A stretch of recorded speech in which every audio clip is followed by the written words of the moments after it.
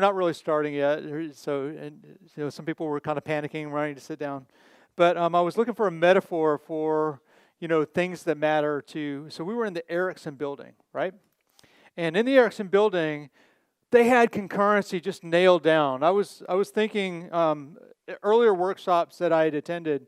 There's a gender discrepancy. I don't know if you've noticed looking around the room, but there's a gender discrepancy, and you'll have women's room and men's rooms, and you just can't put as many people through. But this had a mixed gender restroom, so Ericsson got the concurrency perfect, right? But then there were the doors. So the doors, Monica walked up and she said, you can't use that handle. If you turn that handle, the one with the big shiny green sticker, I don't read Swedish, but I think it probably said, "Pull me, please." If you pull that handle, you would empty the building, right? The fire alarms would go off, and then they have to kind of empty it. And she said, well, it's a locked door, that would open it, but it's a locked door. You can't use that keypad either. I can't give you the code. There's a badge, but the badge might be on the floor. And then so I finally got the badge, activated the door, and then pull, no push, Bruce, so I push. And then she said, okay, you got to be through in 5 seconds. You have to shut the door really fast. And then if you're not through in 5 seconds, we'll empty the room, right? So what a great metaphor for Erlang, right? So the concurrency is perfect, but the entrance door is a little bit off, right?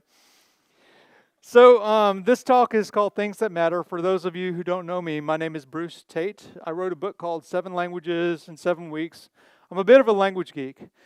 And over the time of writing that book and the sequel, I've gotten to meet a couple of language creators. Jose in the front row that created Elixir, Robert and Joe that created Erlang, but also some other ones. And along this process, I have noticed that these people got an inordinate number of the decisions, everyday decisions, right. Some of the early decisions. And it really kind of perked up my interest, and I wanted to talk about this subject and see if there are some lessons that we could apply to our day-to-day code. So the first thing that I noticed when I pulled this talk together is that things that matter are kind of hard to quantify. In fact, they might even change over time.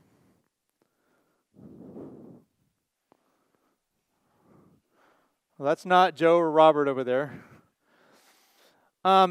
And sometimes they're actually pretty obscure. Is that breakfast, or is that really Jesus there? I told this story, right? So the things that mattered to Ericsson were concurrency, but not necessarily getting through the door, right? So the first thing that I want to talk about is the first thing that happens when you're actually trying to solve a problem, the incubator. What's the thing that brought this invention to be? And if you talk to different people, you get different answers. For example, with Ruby, it's a language that that people don't love in this community, but if you've never coded any Ruby, the people in that community love their language. There are a lot of things that are fun to use, and there are a lot of things that work right the first time that you try them. It's not until you actually start to scale that things start to break. But if you look at the incubator, this project was a hobby. And when you ask Matt, what is it that makes Ruby so special? What is it that makes it something that people love? He said, well, I first built it to amuse myself, and I hoped that it would amuse others as well. And then if you ask him why, or what is it that you like most about Ruby, he says, I like the way that it makes programmers feel. And one of the things that we can learn in any new community is how the Ruby community was built in the first place. There's an acronym, MIN-SWAN. It means Mats is nice, so we are nice. Mats is nice, so we are nice. And it's a tremendous testament to the man as a creator that he answers languages, that he's humble, that he's kind, that he invites in visitors. And one of the things that happened is this kind of created this close-knit, tight culture of developers that that really helped to accelerate the adoption of the language. How many of you have actually seen a language called Elm?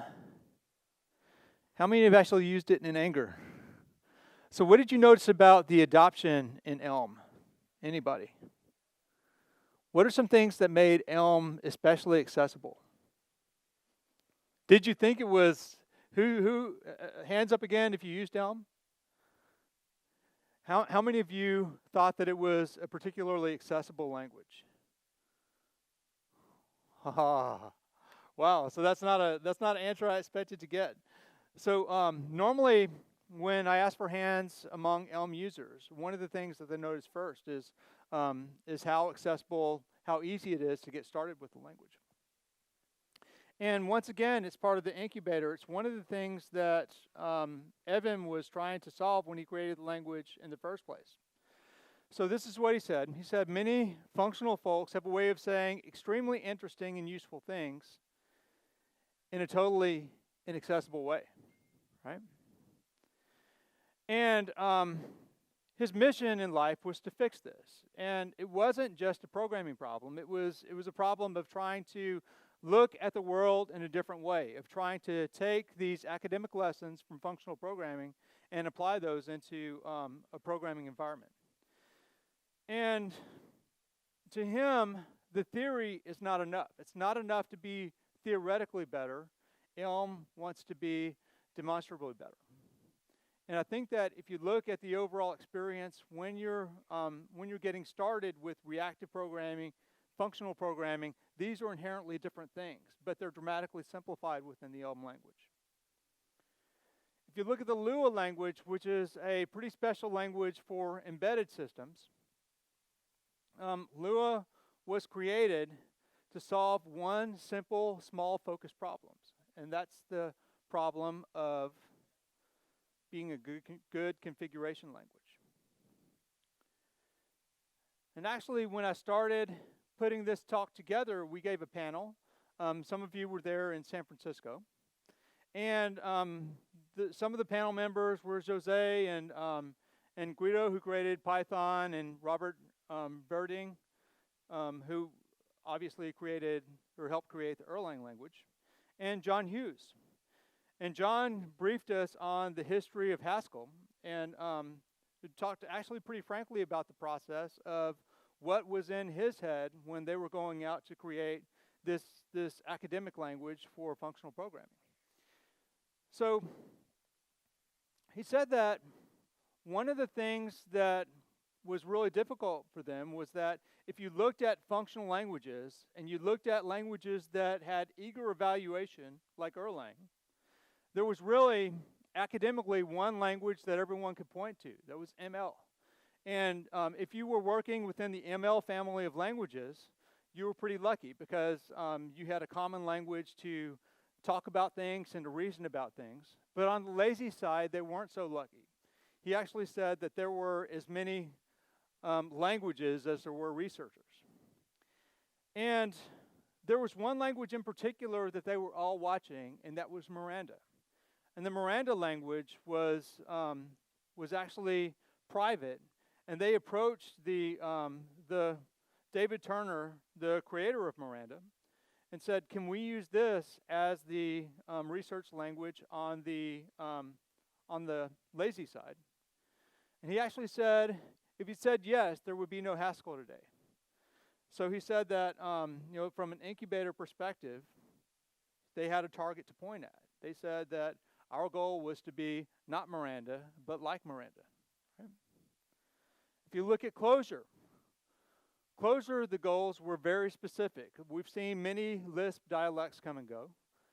This one had a very specific goal, wanted to be a Lisp for functional programming, symbiotic with existing platforms. Read the CLR and the JVM. It's since focused primarily on the JVM, but designed for concurrency.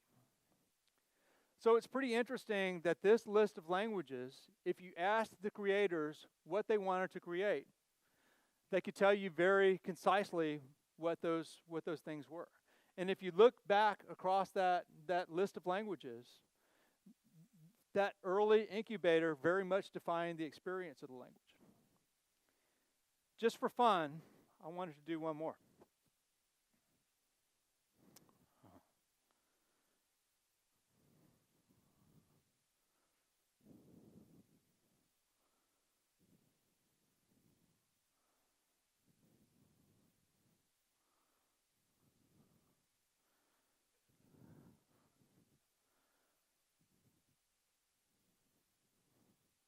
This is literally from the first marketing statement, from the first marketing website that Java ever put out.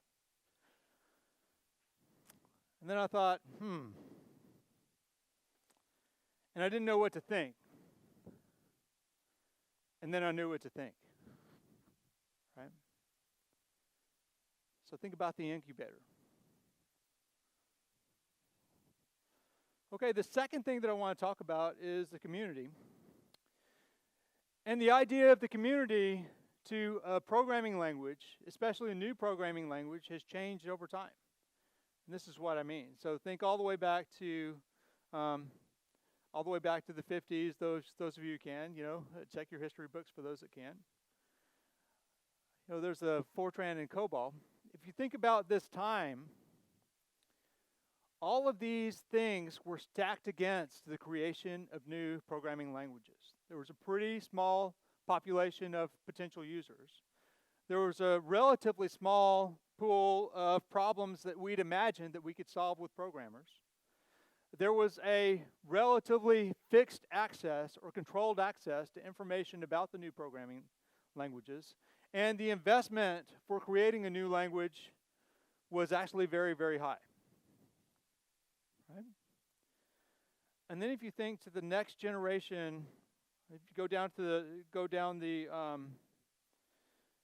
travel down the path of history and think about the next generation, major generation of programming paradigms into object-oriented languages. So at the same time that Erlang was created, we had a relatively small explosion of object-oriented languages. But, so some of the things were the same. Information was still pretty tightly controlled for the most part. The investment for a new language was pretty heavy. So you'll see that all of these languages were mostly commercial partnerships and that were relatively expensive endeavors.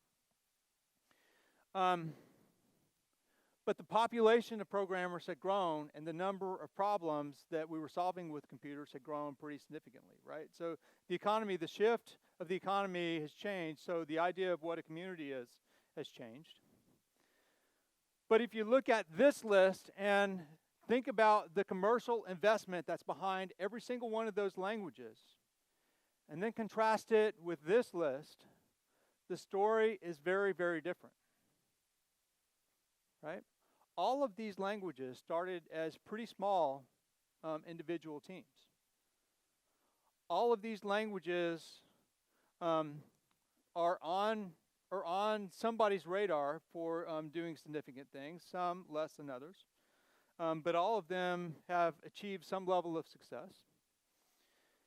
And if you look at it, there's a reason that the way that we view community is different than it was just 10 years ago, right? So we still have a much larger population of programmers and a bigger set of problems that we're trying to solve. But information about those languages is freely accessible. And in fact, we saw a talk this morning about the publishing industry and the struggles of the publishing industry. And one of the things that's changing in that space is that the internet has made collaborating on languages and collaborating on the documentation and information about those languages much easier. And so the corresponding investment has gone way down, and the tools that we have available to collaborate on languages has gone way down.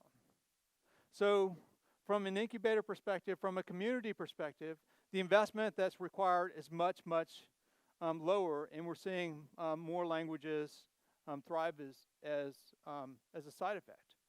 But one of the things that means is that you have a lot of competition in the language space. And accessibility matters a lot, right?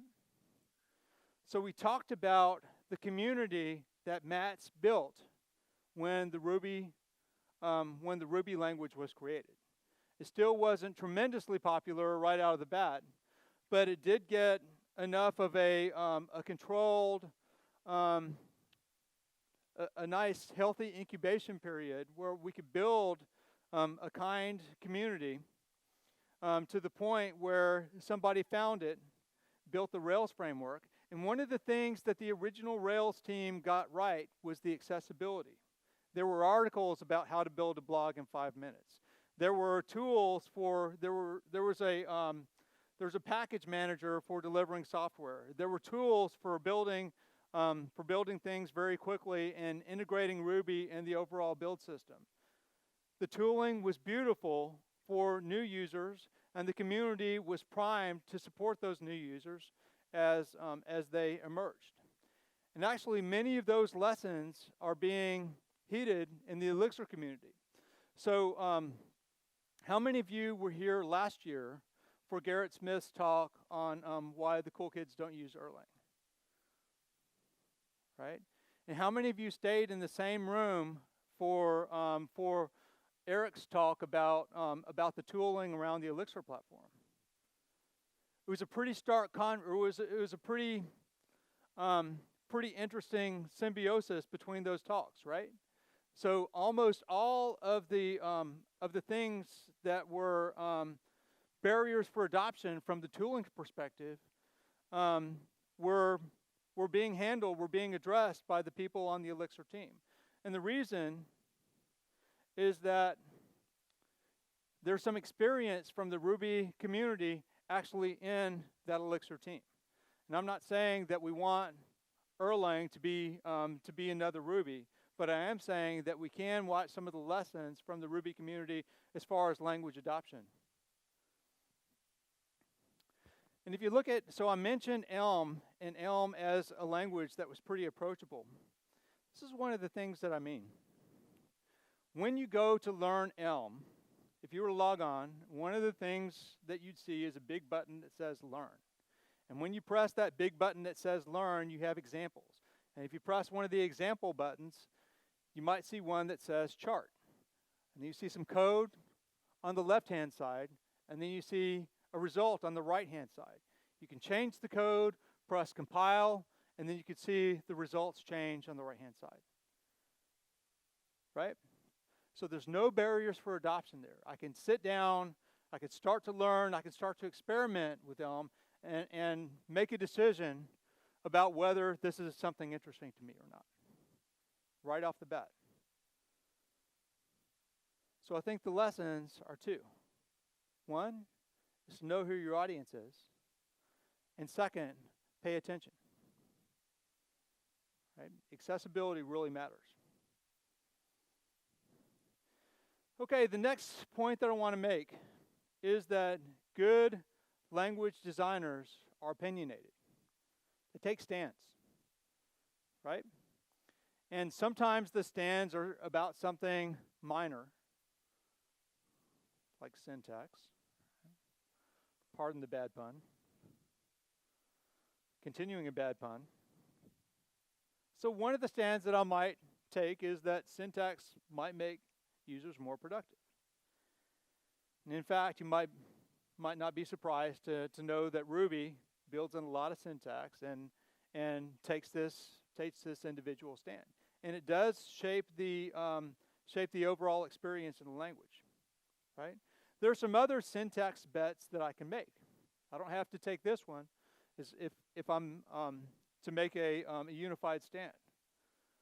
One of the stands that I might take is that syntax must be simple. For example, if you look at small talk or closure, you see a very simple, very clean syntax. Or you might decide to go a half step further and say that syntax must be profoundly simple and uniform, right? So data encode is the same thing. I/O really is a prototype language with very much the same simplicity in the syntax tree.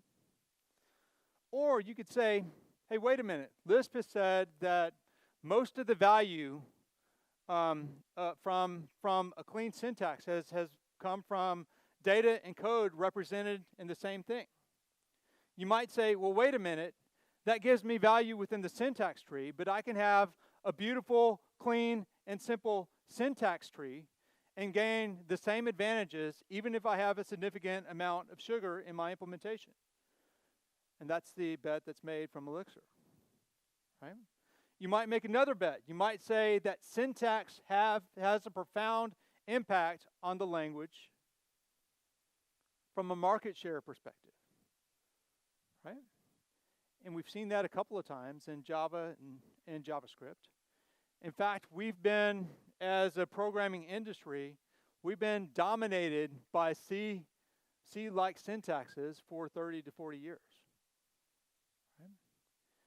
These are some of the other stands that we've seen languages take through time.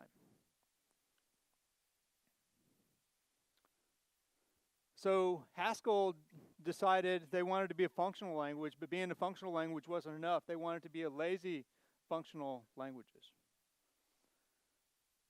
They wanted to be pure because the academic study was more valuable in a pure space when they could talk about functional programming with everything stripped away. Right? They believed that static typing could be beautiful. And in fact, you could actually see some of the things that came out of this. So Haskell had this thing called type inference, and we've seen type inference before. And out of type inference came this desire to simplify one particular type of inference. And so they built something called a type class. And the type class became one of the coolest features of this new language that was based on a stand that they took.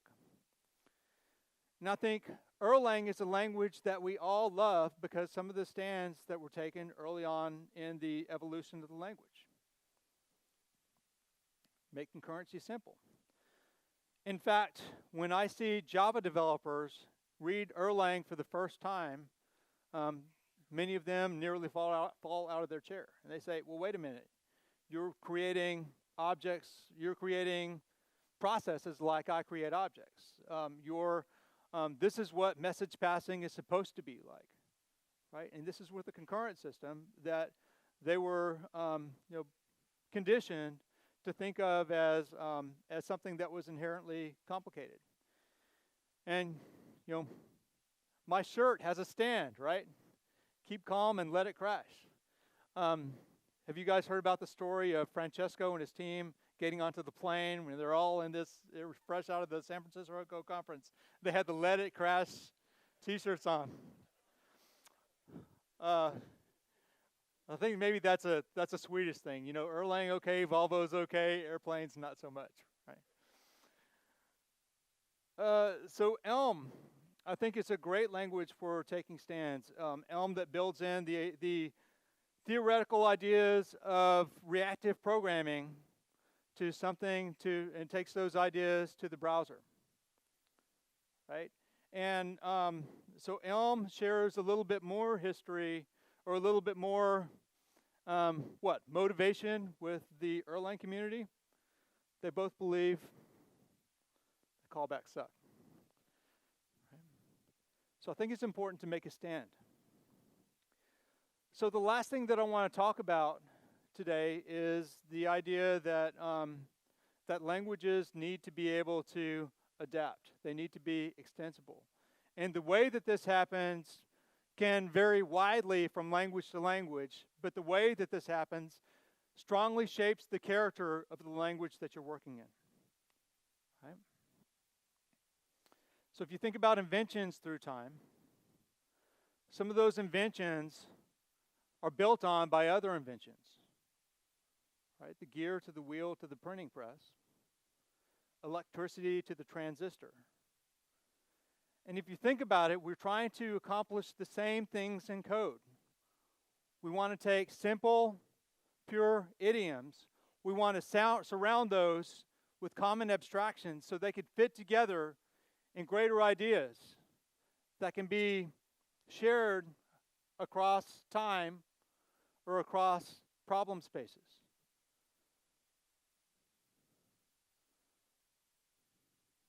Right?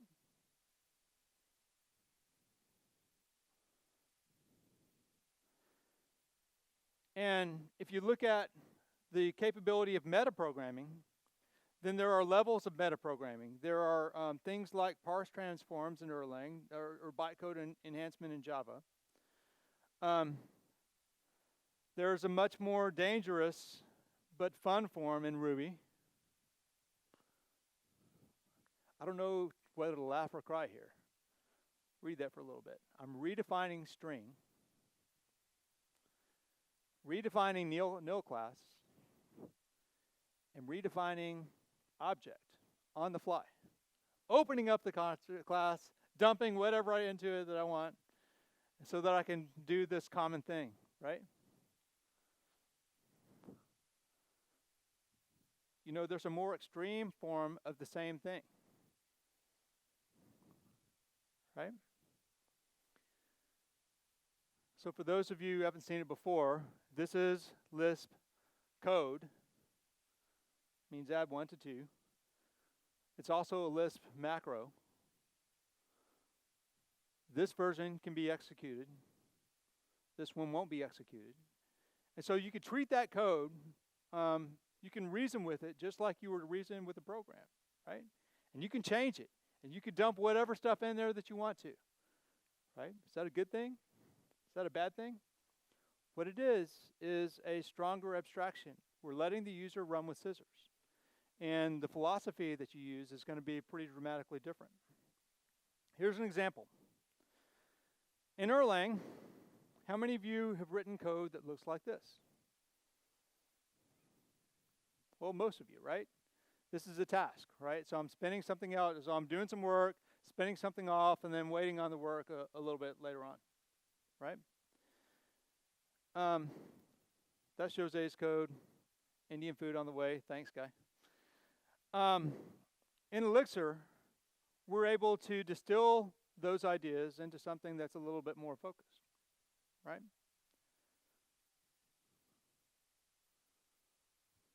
So I'm not saying that macros are good or bad, but I am saying that they're a higher level of abstraction that lets me reason about things in a higher level way. It's an idea, it's an invention that builds on another invention. So we can look at a couple of abstractions now. There's the pipe operator. The pipe operator basically means the same thing that it does in Unix. You can take the input for one thing and or the output for one thing and channel it into the input for something else. Right? We just talked about macros. Think of that as mail merge for code. And the mail merge for code, it essentially happens at compile time. So I can change the definition of the language on the fly. And that's a good thing, and that's a bad thing, right? There's something called def protocol in Elixir also. And def protocol lets me define the types of things that I can do, the types of functions that I can apply to a given data type. So that if I have something like enumerable types, a collection, I might say if it can be enumerated, then I can do this set of operations on them. Right? So when I combine those abstractions, I get something that looks like this. So maybe I have a set of widgets, right? I can filter through them or map through them. The syntax doesn't matter. But what does matter is that these might be list methods, but I might be piping streams through that, where this is eager and this is lazy. But the things that I build on top of that continue to work, right? So that's the protocol. So when I mix pipes, protocols, and macros, I can do something like this. Maybe I have something really expensive that's happening in the stream. Maybe what I'd like to do is something in between these steps that packages all the stuff before up into a process. Right? Or maybe what I'd like to do is package it into something more sophisticated, like a process farm. Or maybe that process farm is sophisticated enough that it needs to be managed. Right? So this is the rising level of abstraction that that's really what higher level abstractions are about. Some other examples. In Haskell, we talked about the idea of types being, beautiful types being very important to the language. One of the things that you find in Haskell is the type class, and the type class can be extended in a beautiful way. Elm, we've talked about reactive programming, and reactive programming is very complicated with traditional languages. But if you raise input-output to a higher level of abstraction, if you make it look like a stream, which can be looks like a function to other Elm APIs, then we take these complex, ugly architectures on the browser, and they become much simpler and much cleaner. Or if you think about Julia, the scientific technical computing language that raises the level of abstraction for working with technical data to the point where you can do things to a single cell or rows and columns that are distributed across a network. Or Idris, where you have classes of types, but the types can be extended with code. So I can have a vector of m and a vector of n, and adding things together gives me a vector of m plus n. Right, so I have type safety with code encoded in the type itself. And I noticed when I was building the examples for Idris in the 7 More Languages book that I found myself thinking more about the types than the programs. And most of writing the programs was done with completion. I would just fill in small details, and 60 to 70% of the program was filled out in the code. Is that the right way to think about programming? I don't know, but it's different, and it's a programming paradigm that's changing the way that I think, because the language is adaptable from the type system. So I want to wrap up to save lots of time for questions and comments. Probably more comments than questions for this talk, right? But I want to talk first about, I want to first remind you of the messages that we've talked about. The first one is the incubator matters. Know who you are. The second one is your audience matters.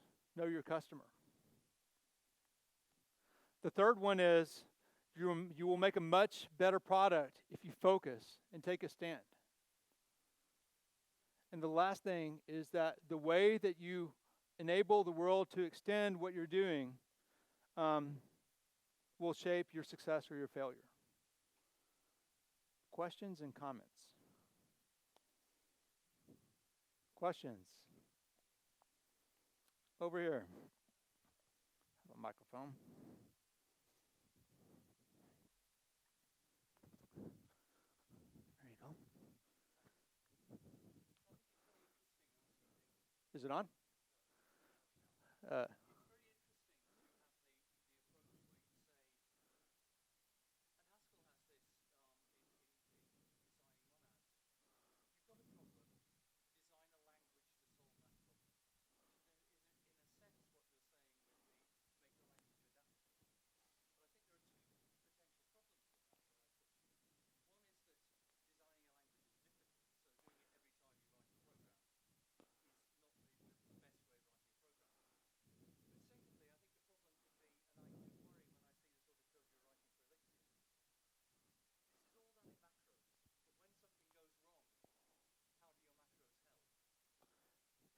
Did you guys get the comments? There were 2 comments. One is that writing languages is hard, and I wholeheartedly agree. And I'm really not advocating writing a language to solve problems.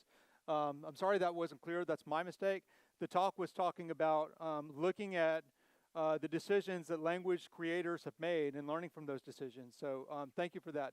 And the second,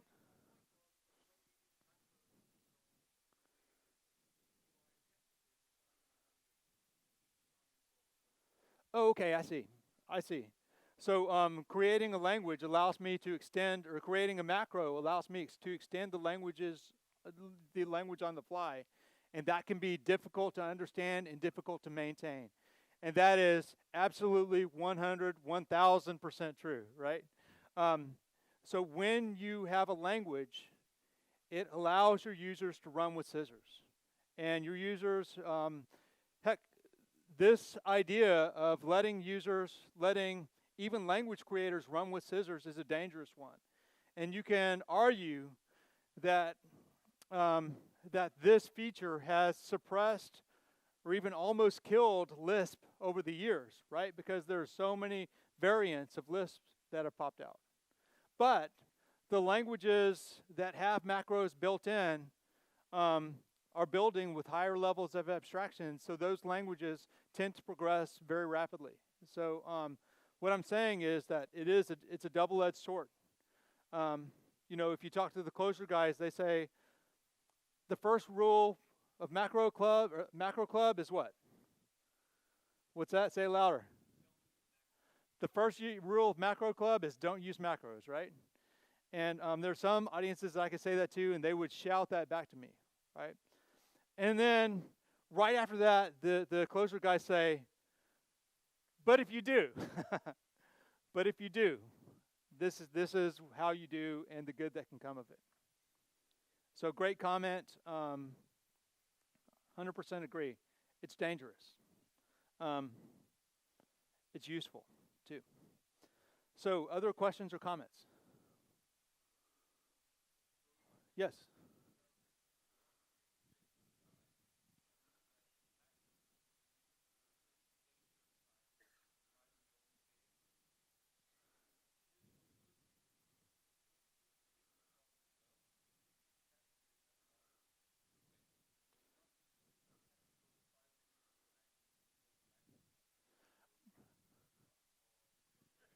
You guys get that comment? So they should be used in the same spirit of the people who would design an Erlang behavior.